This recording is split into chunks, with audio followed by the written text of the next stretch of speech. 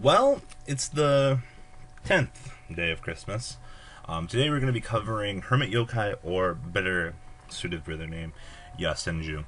So for today's contest, this one was actually requested by a couple people. I asked if I had anything Attack on Titan related. It is going to be a pack of Attack on Titan sleeves. They are sized for Magic, so do keep that in mind. They're mainly going to be used for your extra deck or other card games. So, it's really hard to actually find anything Attack on Titan really related anymore. Usually when stuff like this goes out of circulation, it becomes a pain for even me to track down. So, guys, like, favorite, comment on this video to get entered, and please subscribe to the channels in the description. Pretty straightforward.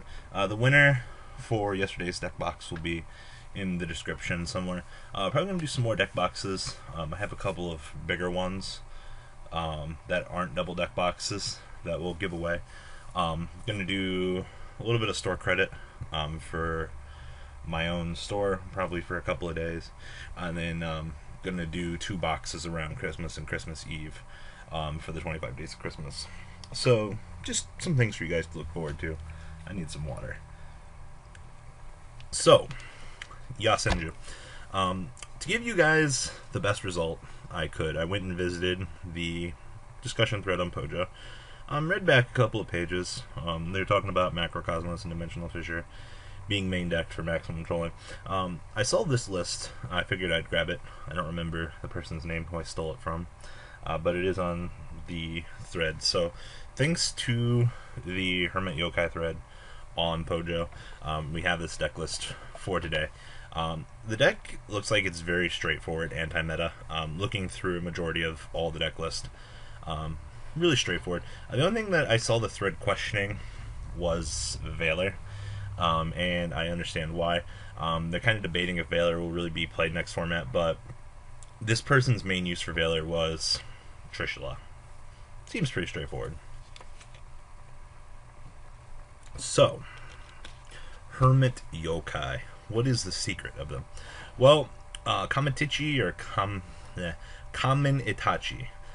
If you normal summon him immediately after the effect resolves, you can normal summon Yosenju from your hand. So, summon him, summon another one. He's 1800. This card can attack directly, but the battle damage your opponent takes is halved, and then during the end phase, if this card was normal summoned, goes back to your hand. So it can attack directly. If not, it's an 1800 beat stick. Beast Warrior searchable off of Tenki. Next up is Kamatachi. I feel like these guys have the same name. Nope. This one has 1 extra M and the I switch. But anyway, this one, same thing. You can normal summon another one after you normal summon it. When this card inflicts battle damage to your opponent, you can add 1 Yosenju from your deck to your hand. 1500, not bad. You can only use that effect once per turn, and then during the end phase, it was normal summon, it floats back to your hand.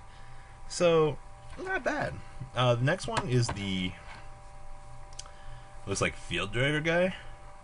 So after you when you normal summon, you can immediately special summon another one. Okay. You can target 1 face-up card your opponent controls and return it to the hand. So he's the bouncer. During the end phase, it was normal summon, bounces back to your hand. Pretty straightforward. So, this one attacks directly, this one's the recruiter, and this is the bouncer. Technically, if you have all 3, you can go bam, bam, bam, bounce, search, do some stuff. Pretty nutty. And then the last one is the new one. During the end phase, if this card was normal summon, it returns to your hand. During either player's turn, when a Yosenju monster you control battles opponent's monster, you can discard this card. A monster you control gains 1000 attack. So, it's an honest. You can also target 1 Yosenju monster on the field that gains 1000 attack until the end of the turn. So, they have an honest, which is pretty nutty, considering their type. Of course, we discussed the 3 honest already. And then the Yosenju Pillar. If a Yosenju monster you control be destroyed by battle by card effect, you can destroy this card instead. Okay. If this card is normal summon, change it to face-up defense mode, and your opponent cannot target other Yosenju monsters you control with card effects. So, typically, I assume if you do set this up in your pendulum zone, it just ensures that your guys can't be destroyed by battle or by card effects, which kind of creates a soft lock on them, which is kind of adorable, especially with Dimensional Fissure. So, of course, we're talking about Derp Fissure, pretty much just maximum trolling of your opponent. Divine Wind, if a face-up wind monster you control returns to the hand, you can special summon 1 level 4 lower wind type monster from your deck. End phase, bounce back to hand, special summon. Seems kind of good. Of course, triple Tenki, Beast Warrior, Beast Warrior, Beast Warrior, Beast Warrior. Triple Mystical Space Typhoon, triple Duality. All these guys have the normal summon clause, so Duality's fine. As for traps, Bottomless, 2 Breakthrough, Compulse, Macrocosmos, and then the Heat Resistance, the secret technique of the Yosenju. When a spell, a trap card, or a monster's effect is activated, while you control a face-up Yosenju card. Hi. If any are Yosenju monsters, negate that activation, and if you do, destroy it. So, not a bad card. Reminds me of a card called Infinity Barrier. 1 Solemn Warning, triple Emptiness, and of course 2 Wiretap wraps up the main deck. The extra deck, Dweller, Tiger King, Kagetsuchi, Castel, Emerald, Diamond, Direwolf, Excite-Knight, Cowboy. Oh, I forgot to mention, this deck can make Harpy's Pet Phantasmal Dragon. Enjoy doing 6k to your opponent for no reason, because most decks don't have a direct answer to this.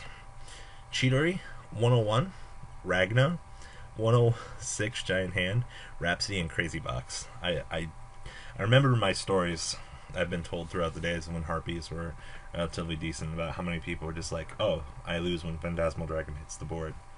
The side deck, 1 Gorilla, 2 Defusion for Shadalls, 2 Debunk, 2 triple Fairy Wind for Quillfort, 2 Lane Imprisoning Mirrors for Stellars, triple Really Eternal Rest, I assume, for Noble Knights, and 2 Shadow Imprisoning Mirrors, I assume, for your Shadal and your Burning Abyss matchup, even though I'd probably max out triple Shadow Imprisoning Mirror.